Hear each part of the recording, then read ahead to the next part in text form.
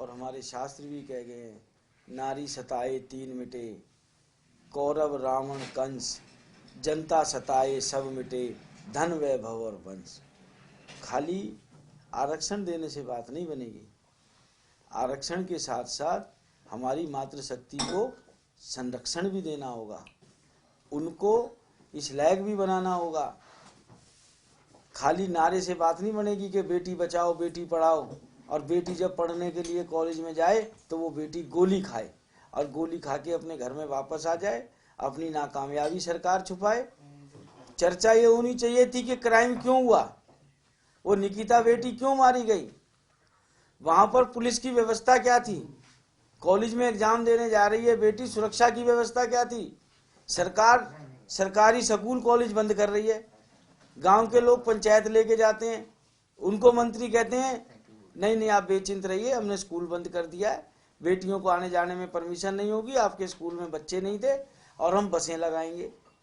आप भाई साहब इन कागजों पे तो कुछ भी कह लो, धरातल पे आप कुछ नहीं कर पा रहे।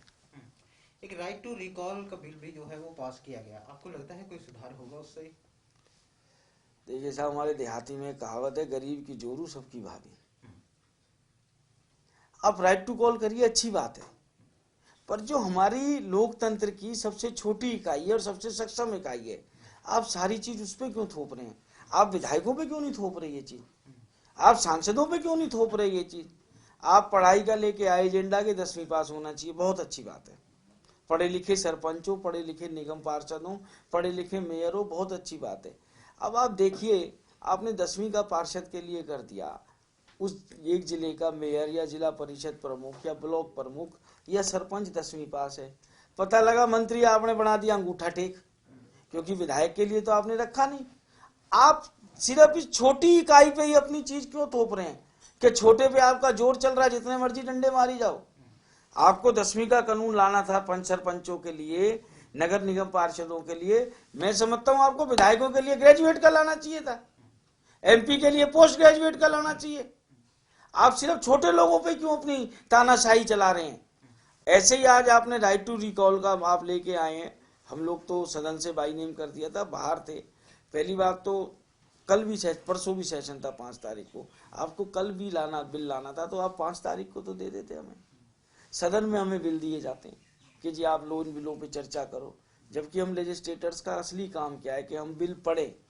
और अब आप देखिए साहब, ये आप लोग खुद पत्रकार हैं कि एक चीज गहनता से आप सूक्ष्मता से जांच करते हैं।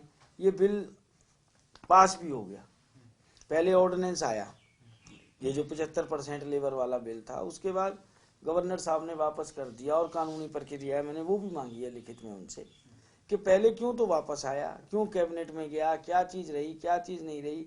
आज इस बिल के अंदर उद्देश्य देखिए, सरकार की नीयत देखिए, ऐसा कोई सरकार नहीं करती है।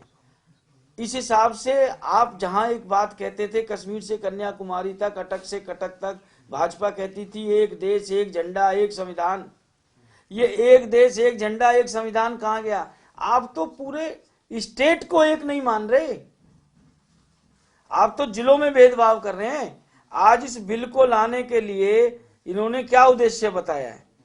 ये जो बिल की कापी आप सबके पास होगी, ये जो श्रम मंत्री हैं दुष्यंत चौटाला जी, इन्होंने 31 अक्टूबर 2020 को इस बिल को कापी विधानसभा में के लिए भेज दी थी, हमारे समक्ष 5 तारीख को आई।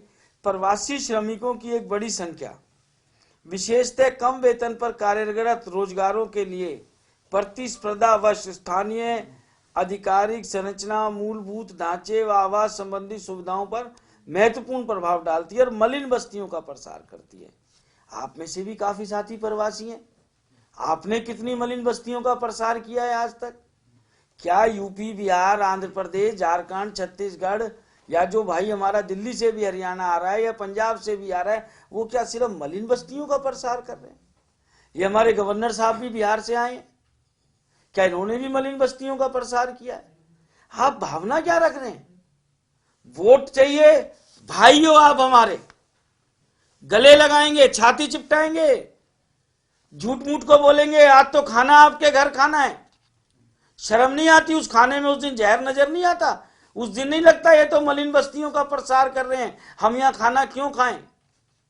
उसके बाद प्रवांचल प्रकोष्ठ बनाएंगे अपनी पार्टियों में, प्रवासी प्रकोष्ठ बनाएंगे अपनी पार्टियों में, और एक मंत्री जो प्रदेश अध्यक्ष बन गए, ओम प्रकाश धनखड़ जी, क्या कहते थे कि नीतीश कुमार जी मेरे मित्र हैं।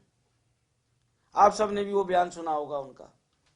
और हरियाणा में महिलाएं कम हैं, पर 1000 पुरुष पे शायद 18 या 20 या 22 महिलाएं कम है, मुझे एग्जैक्ट डेटा याद नहीं है इस समय, कि मैं नीतीश कुमार जी को बोलूंगा और वो बिहार से लड़कियां भेजेंगे और यहाँ के जो युवकों की ब्याह शादी नहीं हुई उनसे शादी कराएंगे।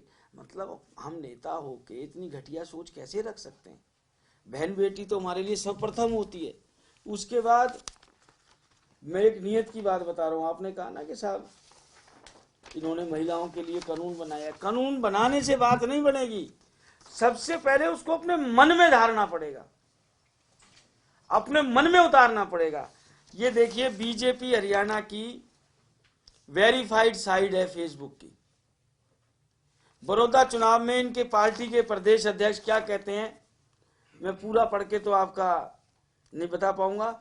योगेश्वर दत्त को माता बहनों का एक एक वोट, हमारी बेटी निकिता तोमर को सच्ची श्रद्धांजलि होगी।